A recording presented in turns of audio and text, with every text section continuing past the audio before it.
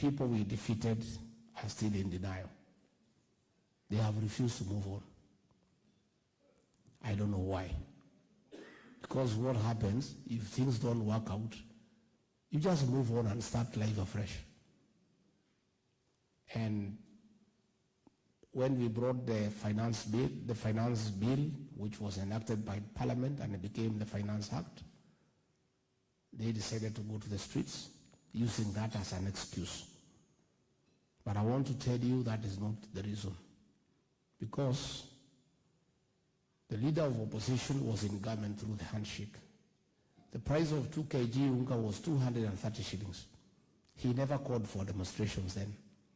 We have succeeded in bringing the price of unga from 230 to 170 through production, by subsidizing production as opposed to consumption.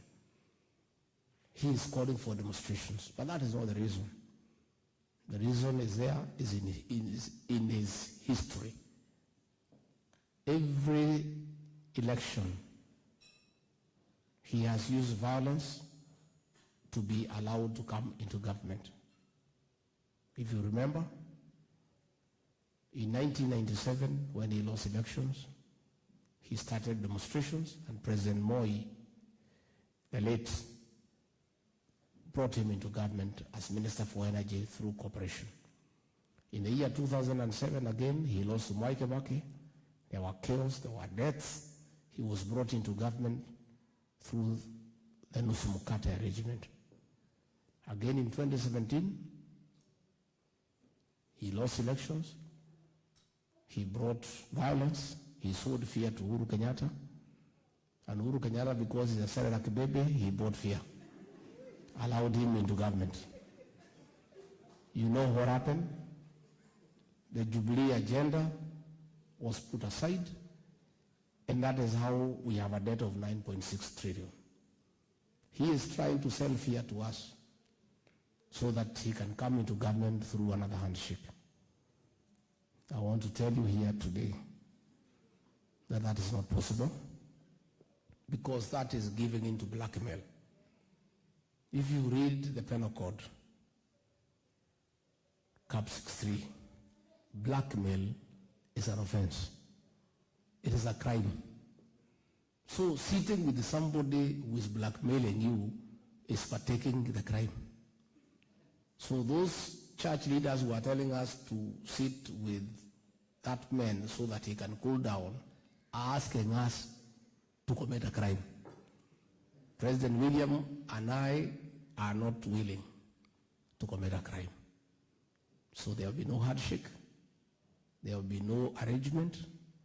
We ask him to take his rightful role as a leader of opposition and hold us to account and oversight us and criticize us for good governance. Because that is what the Constitution provides. And that is why we had allowed these demonstrations to go on, because the Constitution allows the right to picket, to demonstrate, and all that. But Article 37 says those demonstrations must be peaceful and the participants must be unarmed.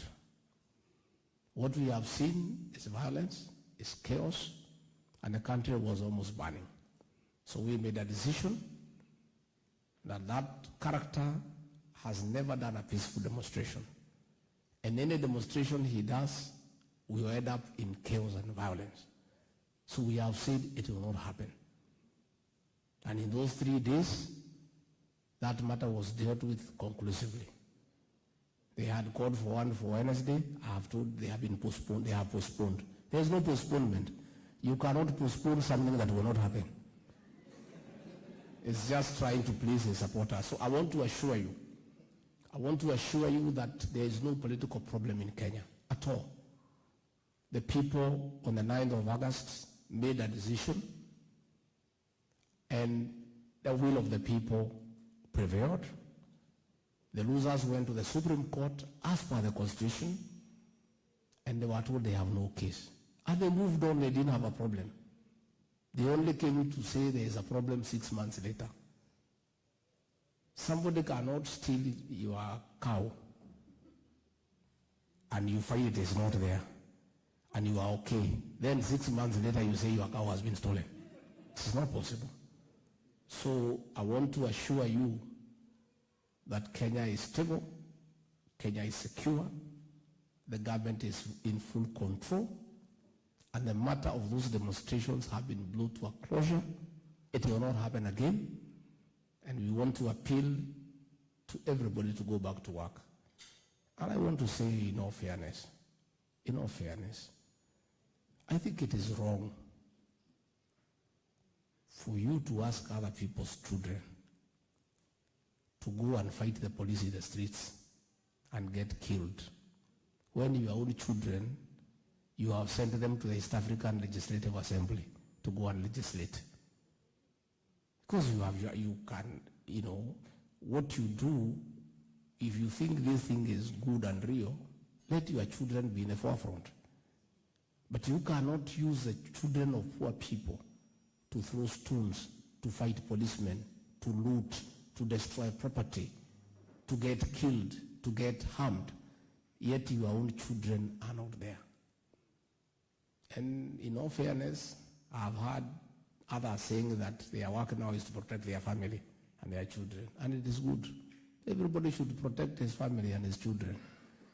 But who will protect the children of the poor people?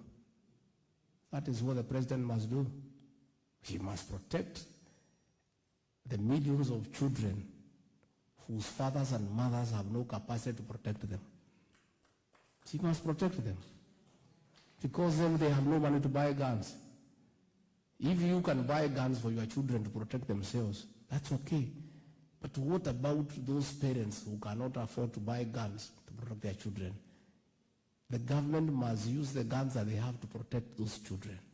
And that is what is happening. So that we live in a society where there is equality, and everybody has a chance to make a decent living. And everybody must be given a chance, whether you are rich, whether you are poor. Everybody given a chance can be somebody someday. Even yourselves here, you are from all different backgrounds. But you are here in Rome today, in Europe, having a nice time, because there is a God in heaven. And everybody given a chance can bring him or herself here to Rome. All we need to do